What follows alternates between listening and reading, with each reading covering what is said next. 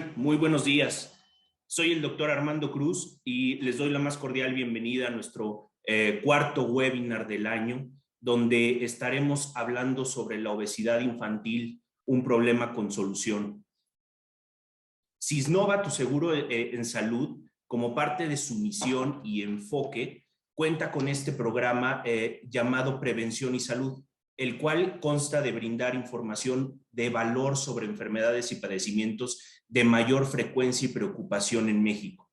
El día de hoy quiero darles la bienvenida a dos invitados especiales que tenemos, que es primeramente la licenciada Angélica Becerra, que es especialista en nutrición, y al doctor Luis Antonio Díaz, que es gastroenterólogo pediatra, para orientarnos en cómo se origina y cómo es que este problema se ha convertido en un tema de salud pública y en un tema de salud global para todos nosotros, ¿no? También les compartiremos los datos de contacto de nuestros ponentes, por si gustan posteriormente a enviarles algún correo electrónico, tener alguna consulta o resolver cualquier duda, pues finalmente que ellos puedan orientarlos de manera oportuna, ¿no? De igual forma, si tienen alguna duda o pregunta, los invitamos a que las escriban en el chat en el momento en que surja la duda, ya que esta modalidad de webinar se trata de charlar y de resolver ciertas dudas en el momento, y es por eso que es importante escribirlas y no esperarnos hasta el final. Pues bienvenidos, licenciada Angélica Becerra, bienvenido, doctor Luis Antonio Díaz, y yo quisiera comenzar primeramente describiendo, preguntarles qué es la obesidad y si realmente la obesidad como tal tiene una solución. Bueno, hola, muchas gracias por la invitación, ¿no? Y agradezco este espacio para poder hablar de un tema que me apasiona, que es la obesidad infantil. Y bueno, definitivamente la obesidad tiene una solución. Pues deberíamos de decir todos que sí, y la respuesta es que sí. Lo que pasa es que la solución que tenemos y que hemos encontrado para ella es muy difícil de alcanzar, inherente a muchos factores hereditarios y a factores ambientales, sociales, ¿no? La obesidad se define como el aumento de índice de masa corporal por arriba de la percentil 95 en niños. En adultos es algo diferente, pero en niños es por arriba del índice de masa corporal de la percentila 95. De tal manera que dependiendo la edad del niño, la percentila va aumentando. Históricamente, los pediatras llevamos un registro de peso y talla en los expedientes clínicos de nuestros pacientes. Sin embargo, si nosotros preguntamos, en la gran mayoría de los doctores, no se lleva una gráfica de índice de masa corporal. Esto es una información obtenida de un estudio que se hizo para pediatras en consultorio. ¿Y cuántos llevaban una gráfica de peso y talla? Y era, pues casi la totalidad de ellos la tenían. Pero cuando preguntábamos quién llevaba una gráfica de índice de masa corporal, eran muy pocos los que la llevaban. Y sucede que vamos al pediatra y nos dice, pues mire, el niño está en la media de talla, pero está en la parte más alta del peso, pero está en gráficas normales. Pero si nosotros utilizamos el índice de masa corporal, que es la división, el peso entre el cuadrado de la talla, vemos que está fuera de la percentil 95, y ahí es como se hace el diagnóstico de obesidad. Del sobrepeso es por arriba de la percentil 85. Licenciada Becerra, ¿quieres agregar algo?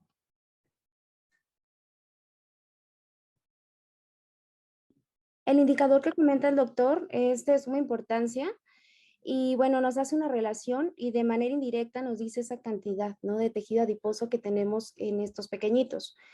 Importante también resaltar la diferencia entre sobrepeso y obesidad, que no es lo mismo, desde el punto de vista antropométrico y también desde el punto de vista metabólico. Sí, y bueno, por el momento sería lo que deseo agregar. Gracias. Ok. En nuestro país, nosotros sabemos que es un tema de salud pública y finalmente es un problema también global, como lo mencionamos hace un momento, pero ustedes nos podrían comentar acerca de qué lugar ocupamos en obesidad hoy en México. Sí, bueno, ocupamos de los primeros 5 lugares, de hecho, entre el primero y segundo lugar, y en principal en los niños. De los datos que se encuentran a nivel mundial. En México, los últimos datos que tenemos son del 2016. ¿Sí? En esto ha habido hasta 41 millones de niños que tienen obesidad entre 0 a 5 años y hasta 340 millones pues, en los niños que son mayores, ¿no? Entre 5 a 19 años. Resaltar aquí, o sea, la obesidad es algo que se puede prevenir, ¿sí? Es parte del manejo, es eso, prevenirlo. Y bueno, tenemos unos datos estadísticos que son de Ensanud, los últimos que fueron del 2020, nos hablan cómo disminuye la actividad física, sobre todo en los niños, ¿sí?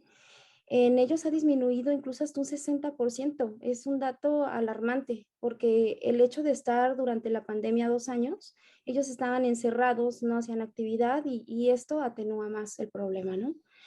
Vemos una prevalencia a nivel nacional de un 19.6% de sobrepeso y obesidad un 18.6%. O sea, parece, decimos, bueno, todavía está en el 1, pero ya casi llega al 20%.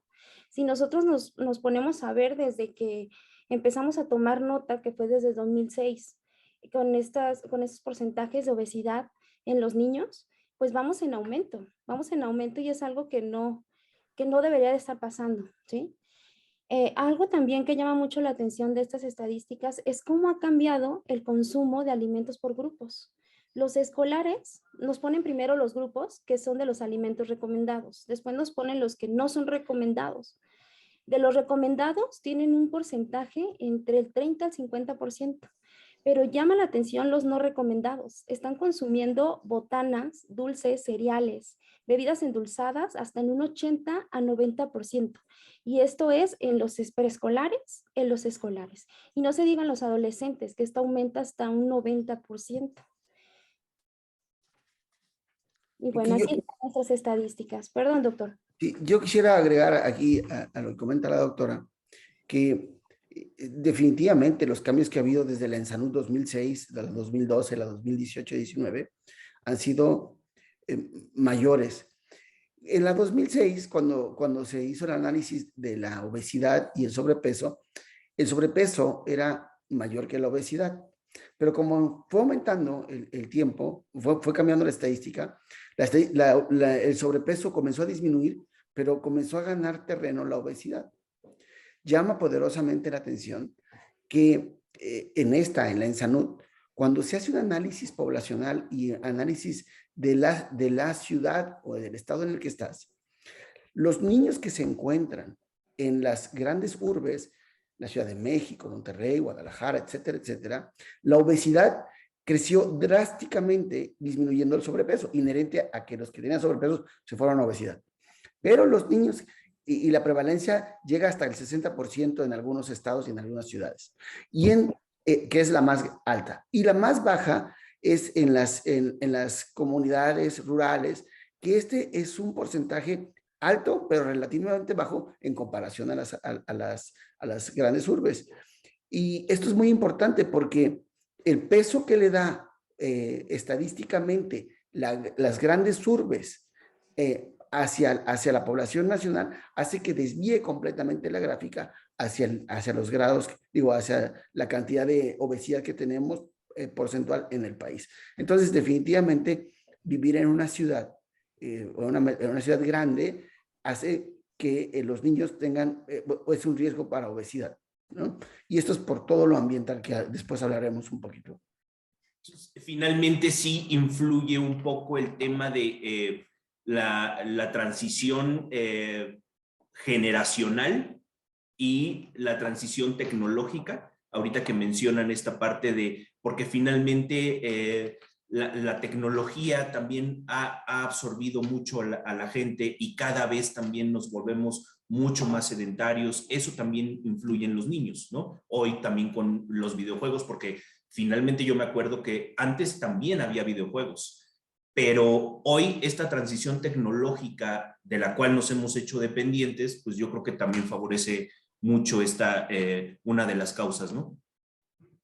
Eh, la estadística que se tiene en el país, justo en la Ensanud 2018-2019, dice que a nivel global los niños ven 1.5 horas en tiempo pantalla en la República Mexicana. Sin embargo, en estos lugares que son las grandes urbes, esto llega hasta niños que tienen 6 horas diarias de pantalla, siendo la gran diferencia en niños que ni siquiera tienen teléfono o tableta.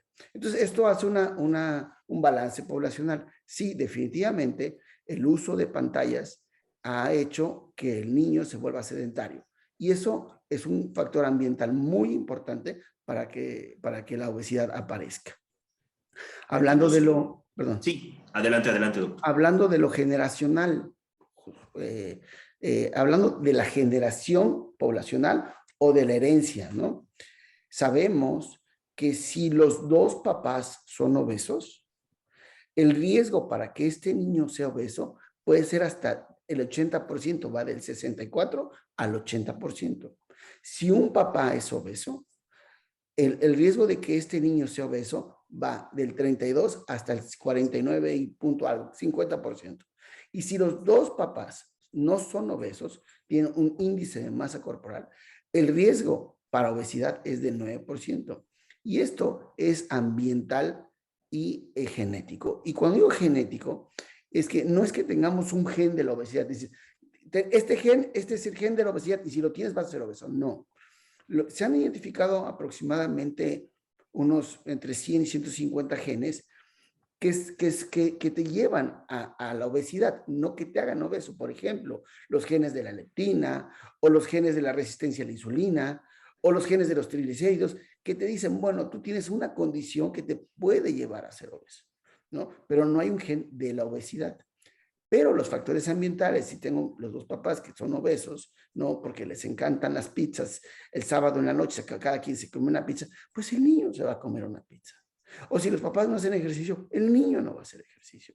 Y cosas así, entonces se juntan los factores ambientales, familiares, los sociales. Si todos en la escuela, a la hora del recreo comen, como decía la doctora, pura comida chatarra, pues el niño va a comer comida chatarra. Inclusive si los papás están preocupados por llevar una alimentación adecuada, un lunch adecuado, y en la tiendita de la escuela venden papas en bolsa, bebidas endulzadas, etcétera, etcétera, el niño va a dejar su lunch y va a agarrar lo que venden en la tienda, ¿no? Entonces, pues sí, la tecnología tiene que ver mucho, pero también el factor ambiental familiar, yo creo que es el más importante inclusive. Bueno, también agregamos en esta parte, en este factor que comenta el doctor, cómo los niños tienden a seguir como el ejemplo, ¿sí? Si ellos ven a los padres y eso vemos los malos hábitos que tienen ellos. En un estudio, bueno, me tocó realizar un estudio en pequeños en escolares en donde veía los hábitos de alimentación y me daba cuenta cómo los pequeños sabían perfectamente lo que era el plato del bien comer, sabían lo que es comer saludable y tú le preguntas al pequeñito de 6 años y te lo dice, pero no lo llevan a cabo. ¿Por qué? Porque sus padres no lo hacen. Si sus padres no lo hacen, ellos tampoco lo van a hacer. Ahora, también tenemos algo que predispone en este momento. Mamá y papá trabajan, los niños se quedan encargados. Los niños, si no les dices lo que ellos coman, ellos van a encontrar lo que sea y van a comer hasta que lleguen los padres, ¿sí? Si esa persona que está encargada de ellos no les pone un límite en el consumo de este tipo de alimentos, ellos lo van a hacer. Entonces, ahí acarreamos más todavía, ¿no? El problema. Okay, perfecto. Aquí nos hacen una pregunta acerca de cuáles son los riesgos de la obesidad infantil. Bueno, entre los riesgos, como hablábamos en un principio, primero sería ver antropométricamente, hacer el diagnóstico del paciente, pero luego vamos a ver que va a tener un riesgo metabólico.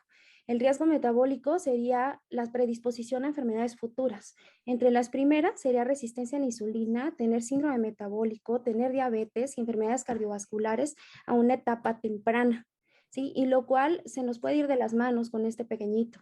Hay niños que ya tenemos con diagnóstico de diabetes, incluso a los 12 años, diabetes mellitus tipo 2, y es algo que no debería de pasar, ¿sí? Que deberíamos de retrasar y que deberíamos de prevenir en ellos. Entonces, esto sería parte de los riesgos. Entonces, si el doctor quiere agregar algo más.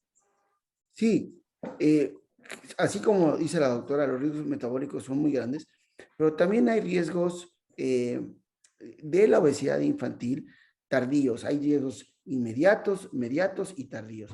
Definitivamente el factor metabólico es lo más importante, no hay vuelta de hoja. Pero cuando tenemos a un obeso mórbido, un niño mórbido, ya un niño muy gordito, perdón, obeso, comienzan a haber factores en la ventilación, apneas del sueño, que producen una mala neuralización, problemas articulares en las rodillas, en las caderas.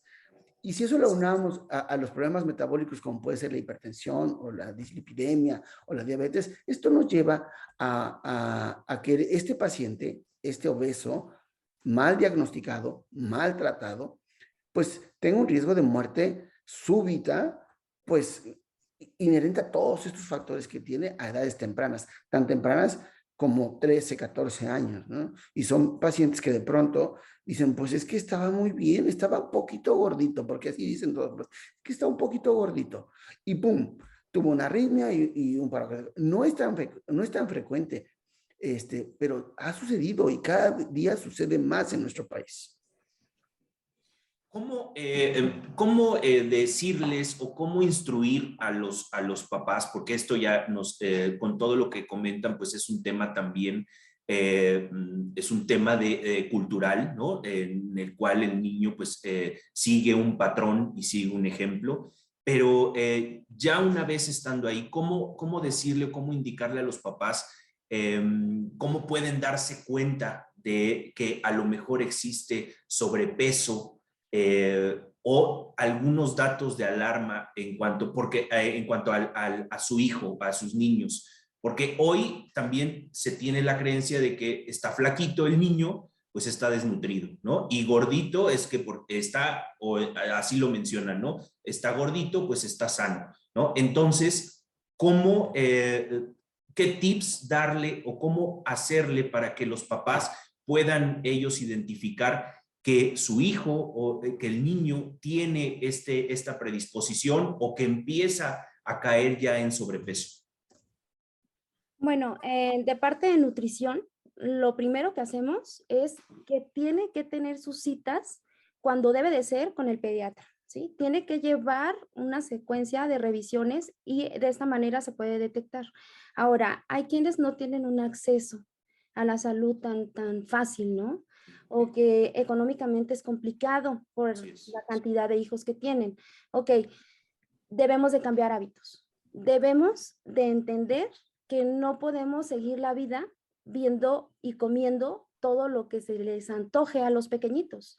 Que en casa, quien decide las reglas, papá, mamá, indican, o el cuidador indica qué es lo que se debe de consumir, la actividad física que deben de realizar. Si el niño lo ven con obesidad pequeñito, pues tienen que llevarlo a revisión. No pueden esperarse a que tengan alguna manifestación. Ahora, hay niños que ya presentan clínicamente algo que se le conoce como acantosis nigricans y así de pequeñitos.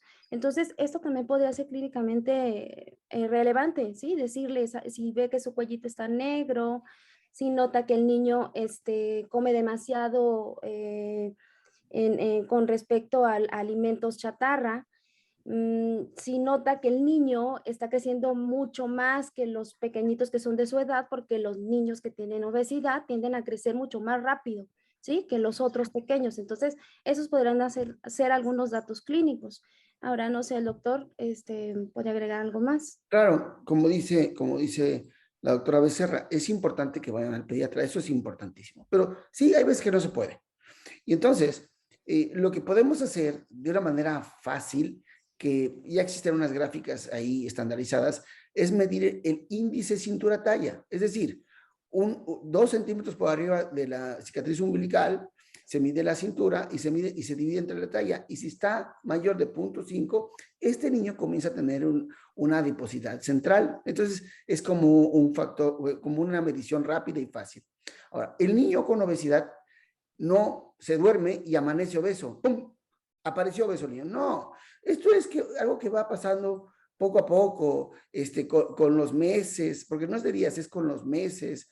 Pero la familia, nosotros los mexicanos, preferimos que nuestros niños coman mal a que no coman. Es decir, si yo le digo al papá, oiga, señor, por favor, aquí la guía nutricional dice que tiene que comer un poco más de verduras y bajar un poco a las azúcares refinadas.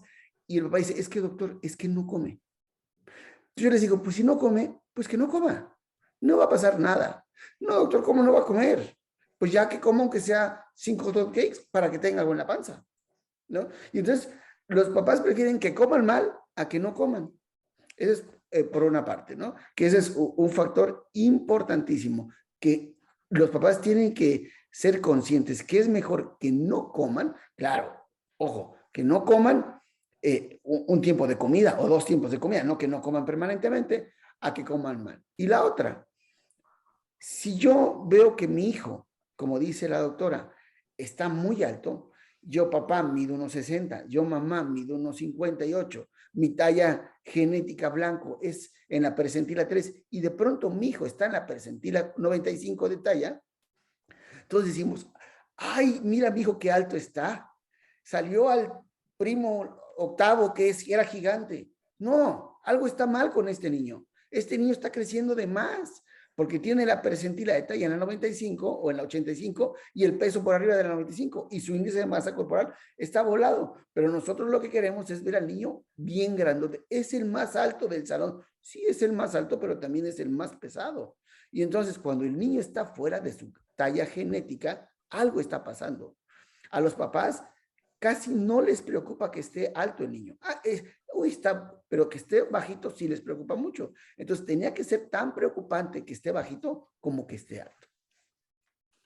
Perdón, algo que también me gustaría agregar, recordando que el doctor me acaba de decirlo, los papás también pasan desapercibidos y es bien común en la consulta que te llegan los pequeñitos con esa costumbre de no comer verduras, ¿sí? O sea, me ha tocado adolescentes que llegan y no comen verduras y no comen algunas frutas, porque esos son hábitos que deben de aprender desde pequeños. Desde que la mamá está lactando, el lactante percibe los sabores. Entonces, imaginen qué tan importante es que cuando empezamos con la alimentación complementaria a los 6 meses, ese pequeño se enseñe a comer una variedad de alimentos, lo cual a veces solamente tienen seleccionados algunos. Hacemos el recordatorio de 24 horas, la frecuencia de consumo, y ese bebé nada más conoce 5 verduras o menos y no las quiere consumir, ¿sí? Entonces es enseñarles desde pequeños, y es bien común ver eso en la consulta, que no comen las verduras, y las estadísticas no mienten con eso, ¿sí? Nos están diciendo que un 30% de las edades de que estamos hablando de preescolares, escolares y adolescentes no consumen verduras, o sea, en vez de que sea todo lo contrario, ¿no? Entonces, es formarles el hábito, ¿sí? Formar el hábito a ese pequeño. Y créanme lo que se logra hacerlo. Claro, y otra cosa que considero que es importantísima es el tiempo de alimentación. Es decir, el desayuno, la comida y la cena. Culturalmente, nuestros niños no desayunan. Piensan que el lunch de la escuela es el desayuno y salen de su casa con un batido así o una cajita de leche y en la escuela le mandan el desayuno. Y esto no es adecuado. Los niños tienen que tener, antes de salir de su casa, un desayuno balanceado, con frutas, verduras, proteínas, etcétera, etcétera, etcétera. Y ya para la escuela tomar un lunch. No irse con la panza vacía, llegar a la escuela y se devoran lo que haya. Y si lo que hay en la tiendita son jugos y dulces, eso van a comer. Tienen una necesidad calórica y una necesidad de glucosa energética para el cerebro. Entonces, eso es bien importante. Que el niño y muchos nos los llevamos todavía hacia la etapa adulta, ¿no? Porque Hoy también, o sea, nos lo llevamos a la etapa adulta. Hay personas que, sí, finalmente en la mañana no hacen comida. Pues no, hay personas que no desayunan. La gran mayoría de los mexicanos trabajadores casi no desayunan. Hay un estudio muy bonito de una compañera de tesis que se puso a analizar qué es lo que desayunamos los mexicanos, ¿no? Los niños mexicanos. Y se resume había 5 tipos de desayunos. El desayuno de leche endulzada era uno, con pan. El otro, el de cereal con leche, que era otro. El otro de una quesadilla con frijoles, era el otro. Y el otro que de plano no tomaba nada y se iba así a la escuela. Entonces, los patrones de alimentación en los niños sí también son muy importantes para la predisposición de la obesidad. Aquí nos preguntan cuáles son estas consecuencias de los niños que ayunan, ¿no? Bueno, sabiendo que nosotros tenemos un ciclo que se llama ciclo circadiano y más o menos se activa a las 6 de la mañana, disminuyendo la melatonina, que es la hormona del sueño, y comenzando a subir un poquito la presión y a necesitar un poquito de glucosa para el cerebro. El cerebro trabaja a base de glucosa, no a base de oxígeno. Claro, es importante tener oxígeno para todo el cuerpo, pero el cerebro necesita glucosa. Y si nosotros levantamos a un niño y lo mandamos a la escuela en ayuno, su nivel de glucosa es bajo y entonces comienza a tener energía a partir de la grasa. Y esta energía a partir de la grasa produce ciertas sustancias que aletargan al niño, número 1. Número 2, también disminuye su desarrollo cerebral. Es decir, la capacidad de neuralización se ve disminuida y la transmisión neurológica también se ve disminuida. No es que no es que se tenga retraso mental, no, sino que el niño no está al 100%. Y si esto va avanzando, la capacidad intelectual del niño va disminuyendo. Y entonces, esta es la población que tiene un IQ por debajo de la media o en la media que no sube. ¿Y por qué no sube? Porque el niño no tiene una nutrición adecuada en el tiempo de desarrollo neurológico. Y esto es muy importante. ¿Hay algún factor psicológico inicial que pueda predisponer, esto nos preguntan, que pueda predisponer a que un niño transite hacia la obesidad? ¿O esto es como una consecuencia del factor psicológico? Podría ser un pre y un post, ¿sí? El pre sería, aquí vamos a hablar de un tema a lo mejor un poco más profundo, que es la programación fetal, en la que hay cambios epigenéticos desde el consumo en la mamá de grasas saturadas durante el embarazo. Eso predispone a tener un recién nacido con restricción del crecimiento, con bajo peso. Estos niños se les conoce la teoría como que nacen con hambre. Entonces, al momento que ellos nacen, ¿sí? Puede que empiecen a ganar y tengan ese mayor riesgo. Algo que también se ha estudiado en esta parte es que los pequeños tienen un menor perímetro cefálico y un mayor riesgo, ¿sí? De tener ansiedad, depresión en un futuro. Entonces, por eso le comento que puede ser pre, que este niño ya tenga ese antecedente de ansiedad, ¿sí? Y puede ser post también porque el niño ya en sí con obesidad se cohíben, no permiten que les da mucha pena, son niños cohibidos, niños que no quieren relacionarse con los otros, se apartan, se sienten excluidos, se sienten diferentes. No puedes hacer estudios cuando estén todos juntos porque empiezan a reírse cuando estás con la medición. Entonces, eso también puede llevar a que estos pequeños tengan depresión, ¿sí? Pero sí puede haber un antecedente de ansiedad, incluso también familiar. Claro, esto es como una bola de nieve, yo así lo veo. Ujú. Sucede que la programación metabólica, que es dentro de los primeros 1000 días, como dice la doctora, pues ya pasa esto que nos comentó y ya nace el niño. Y llega a la escuela y en la escuela comienza a tener ahí el bullying famoso, ¿no? Y en este niño que programado metabólicamente y programado psicológicamente a ser más ansioso, su escape es comer. Y entonces, El escape es que coma más, entonces se hace más gordito, se deprime más, ¿no? Entonces come más y se va aislando y se va aislando hasta que llega un momento donde el niño está completamente aislado y los papás es cuando dicen, oiga, este niño pues ya no tiene amigos, ya no quiere salir y come todo el día, ¿no? Y entonces aquí es cuando ya se derramó el vaso, ya no hubo la gota que derramó, ya se ahogó el niño, hay que ayudarlo, ¿no? Pero no tenemos que llegar a este punto, todo tiene una programación, todo puede ir de poco a poco. Aquí también nos mencionan acerca de la actividad física. ¿Cuál es la recomendada? ¿Es a libre demanda la actividad física? ¿Hay un límite en los niños para esta actividad física que deberían hacer? Bueno, según datos generales, según la CDC o la OMS, nos dicen que debe de ser 3 días a 5 días a la semana, 60 minutos de moderada a intensa, ¿sí? Tanto en los preescolares, escolares y adolescentes, siempre y cuando no tengan alguna patología que restrinja realizar la actividad física. Ahora, también nos hemos encontrado, ¿sí? En la consulta con niños que tienen una actividad física extenuante porque participan a lo mejor en algún torneo, pero cambia.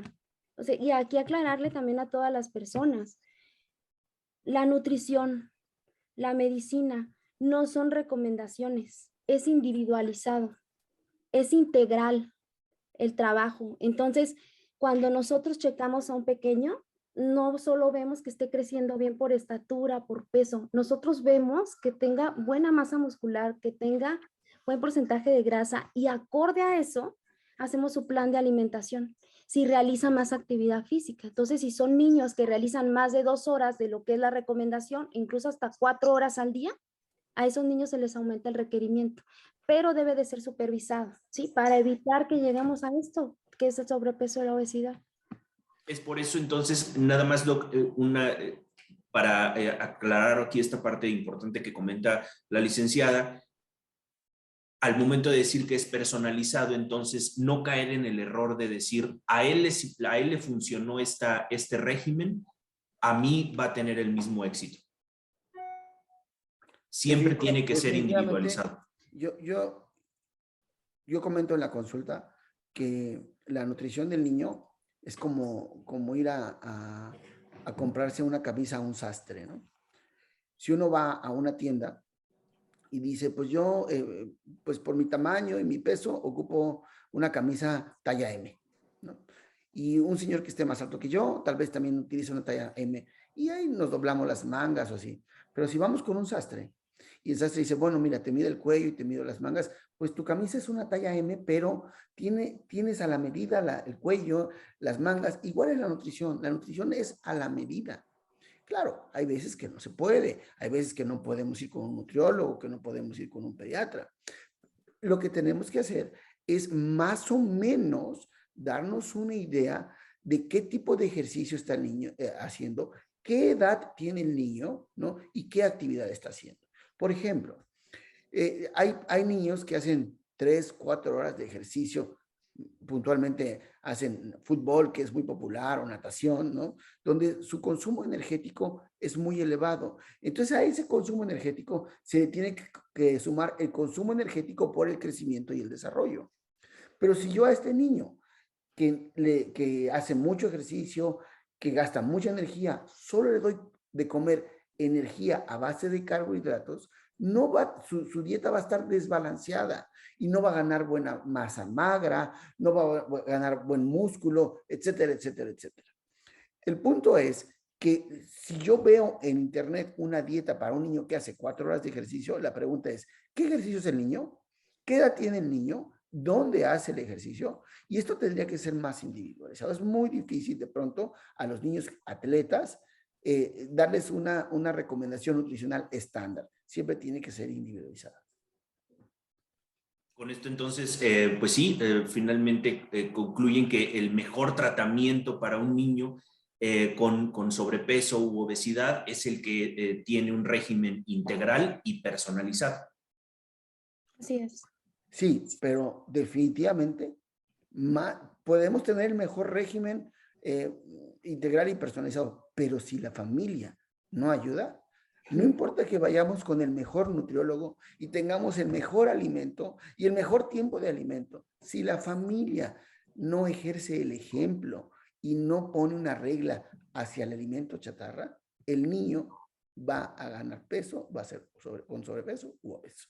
La familia es el pilar del tratamiento del niño con obesidad y sobrepeso. Y cuando digo la familia, no es la familia nuclear, sino la familia extendida, la abuelita, la tía, el primo, etcétera, etcétera, etcétera. Porque de nada sirve que el papá y la mamá se estén quemando las pestañas para que el niño coma bien y se va a casa de la abuelita y la abuelita le da un batido de chocolate y le da un pastelito. Y entonces todo el esfuerzo que hace el papá y la mamá para que este niño coma bien no sirve. E inclusive se ven como los malos porque no le quieren dar. El niño los ve como los malos porque no le quieren dar lo que él quiere y la abuelita o el tío o la prima es el ángel salvador que le da todo lo que quiere. Y entonces aquí se pierde mucho la fuerza que el papá y la mamá pueden tener de ejercer como ejemplo para que el niño coma bien.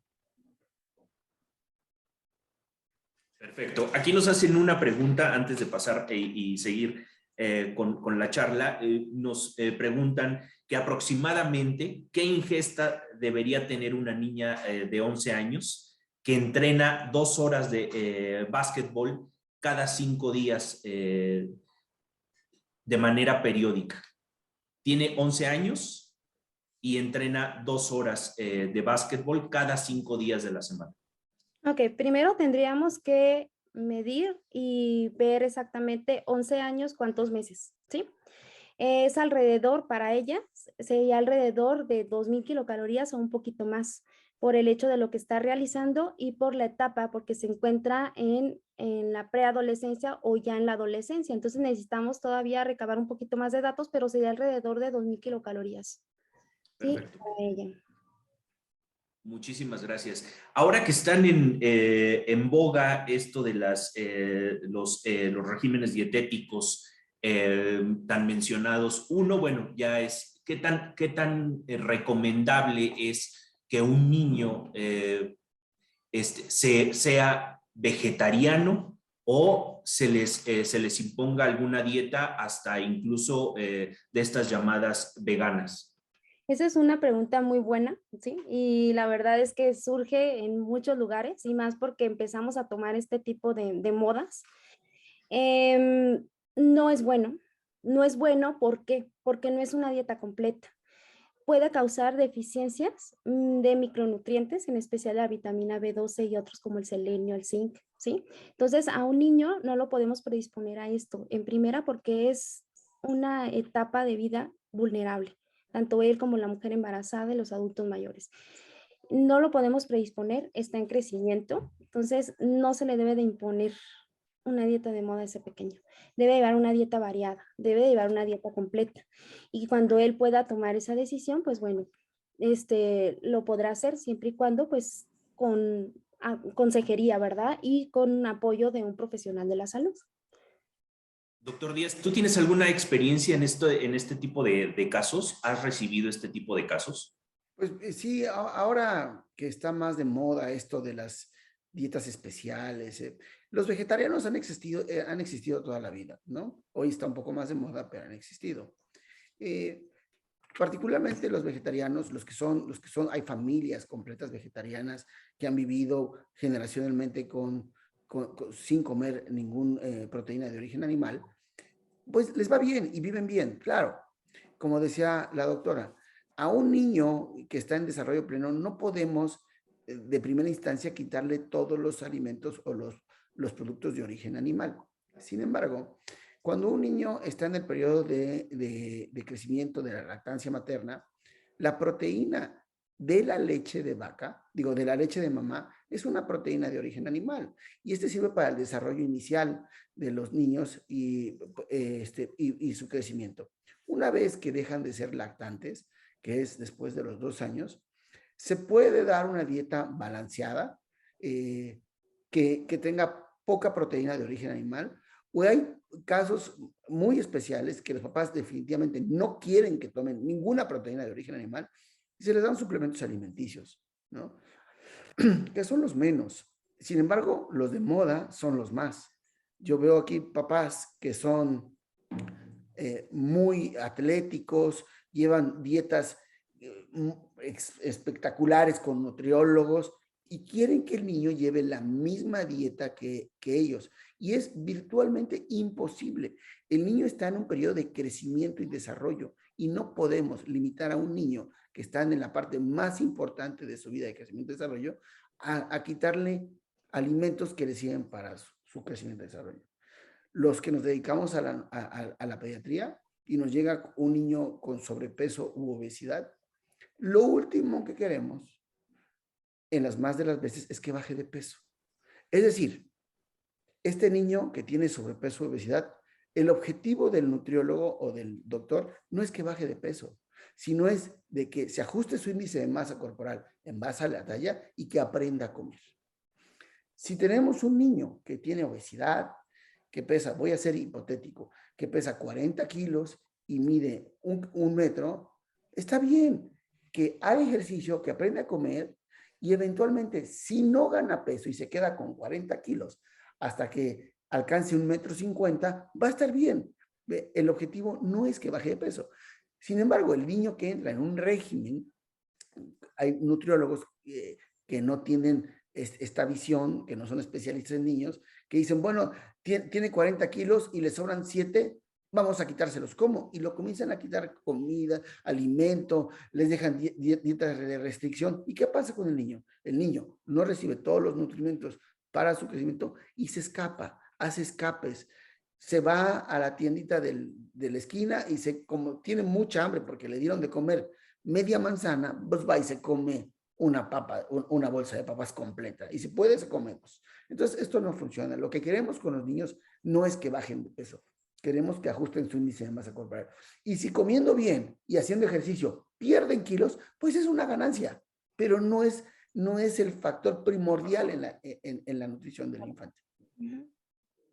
Ya con esto, ahorita la pregunta siguiente sería, ahorita que nos dices que no es el objetivo la pérdida de peso per se, ¿no? En los niños, ¿están recomendadas las cirugías bariátricas o de pérdida de peso en niños? La cirugía bariátrica en niños es un tema que surgió más o menos hace unos 15 años con las obesidades mórbidas. Definitivamente no están recomendadas. ¿Por qué? Hay 3 tipos de cirugía, el bypass, una que se llama Omega Devou y la banda. Bueno, la cirugía bariátrica se reserva al niño que tiene una obesidad mórbida y que no responde al tratamiento nutricional con nutriólogo, psicólogo, endocrinólogo, cardiólogo, evidentemente gastroenterólogo, pediatra, y que no mejora. En el Hospital Infantil de México, de donde yo soy egresado, hay una clínica de obesidad y una clínica de cirugía bariátrica. Y de verdad, se opera a menos del 10% de los niños que llegan a la clínica. Y es bien importante saber que para llegar a la clínica tiene que tener un índice de masa corporal por arriba de la percentil 95, con otras comorbilidades, etcétera, etcétera, etcétera. Las más se solucionan con todo este grupo multidisciplinario. Pero lo que es más sorprendente aún, que de aquellos operados, si no se modifica el estilo de vida, van a tener, además de las deficiencias nutricionales inherentes a la cirugía, van a rebotar a la mala alimentación y van a ganar de peso. Entonces, no es algo recomendable. En la Universidad de Boston se comenzó el programa de cirugía bariátrica aproximadamente hace 20 años en niños y los resultados son los mismos. No funciona una cirugía bariátrica si la familia, cuando se toma la decisión médica de hacerla, si la familia no está inmersa en el tratamiento del niño.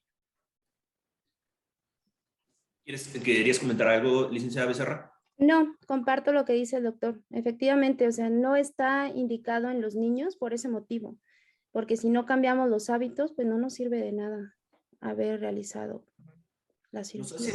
Nos hacen una pregunta, nos dicen, para una niña de 2 años, ¿qué ejercicios son recomendables?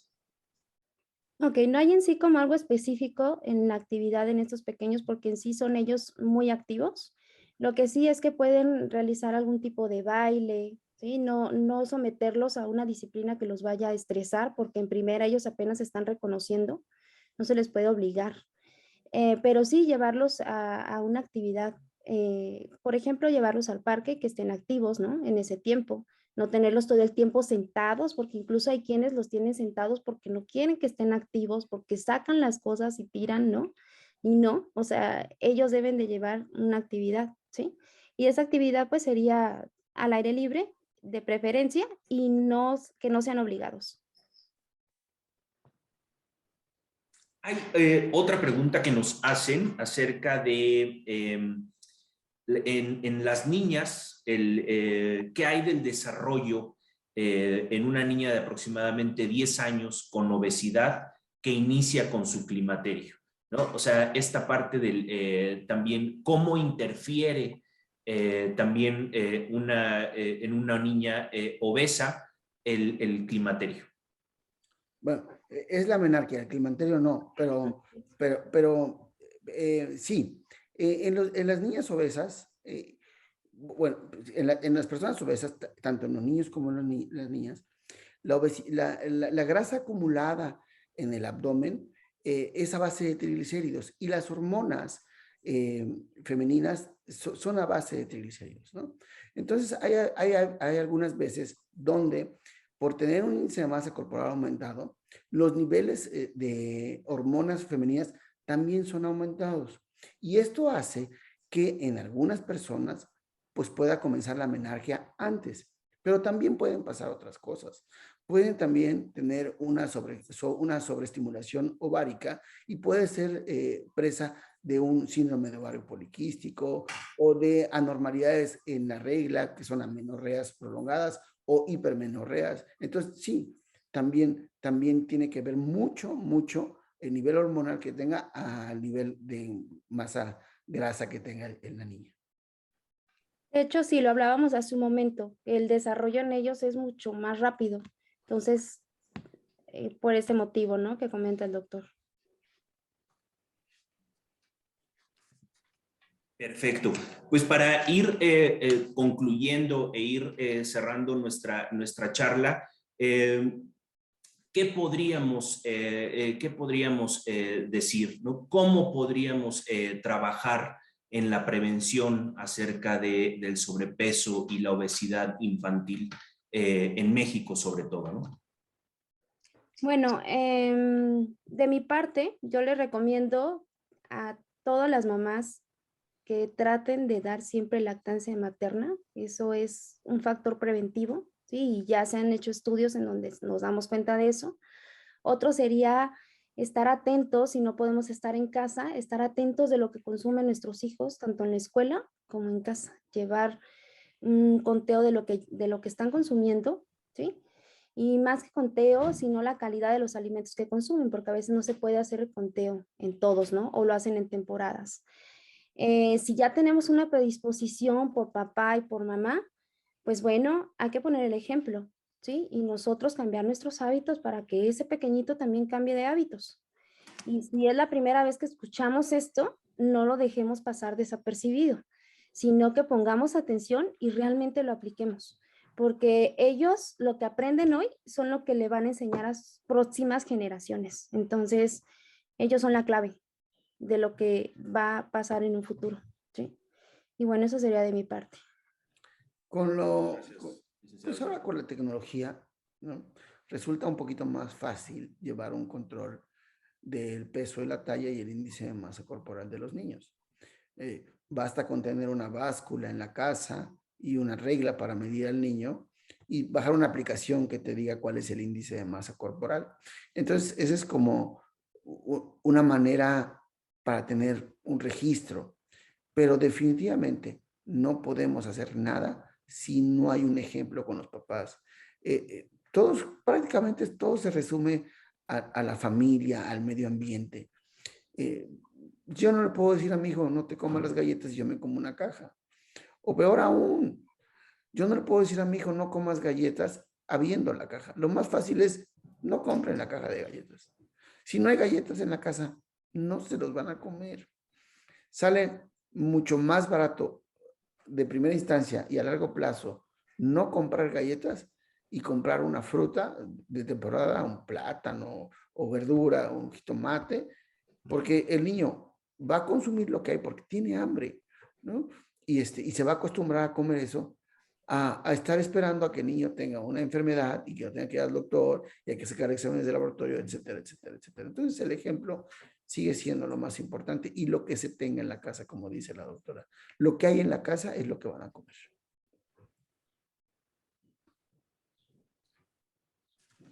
Perfecto, pues muchísimas gracias por esta tan buena charla.